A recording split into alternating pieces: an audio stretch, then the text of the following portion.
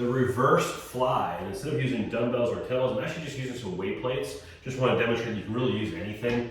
And generally speaking, you're going to be using a pretty light weight on this exercise to really control it. So something like a 5 pound or 2.5 pound weight plate works really well for some people, maybe up to 10. And obviously from there, you probably just go with dumbbells. But these are just really great to have. They're handy, and they're very inexpensive to get some 5 pound weight plates. I think I still have some at the gym. So it's like $5 for 5 pounds. So what do we got going on here?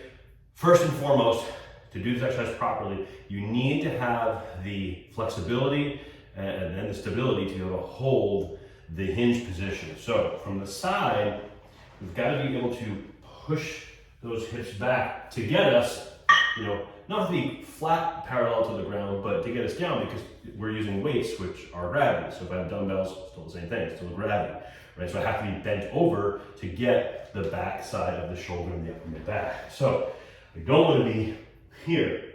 If I'm doing this, right, I'm not getting the muscles the way I want to, and I put my back in a really vulnerable position. So if that's the case, do a standing version with a band. That would be a band pull apart, okay? Now, once you've got this position, you can see the arms want to drop, right? That's natural, right? Gravity again. So we want to pull those shoulders back. We want to be careful though not to pull up. We want to pull back, okay? Just so that they're in good position. And then from here, it's a reverse fly. Now, that being said, we want to make sure, it's very common, and you can't see it from the bent over position when we do it standing up, that we end up pulling this way. Not that that's a bad thing, right? But be very conscious of where you're pulling.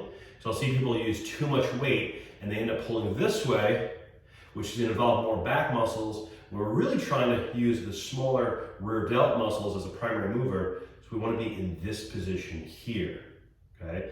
Pulling, basically making a T. So it's a reverse fly. So think if I was on my back doing a dumbbell fly for the chest, right? I'd be going this way. Well, now I'm bent over and I'm going this way. So just working the opposite side.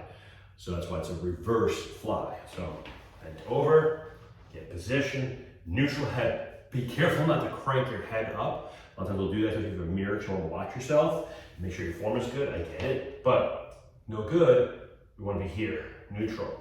And then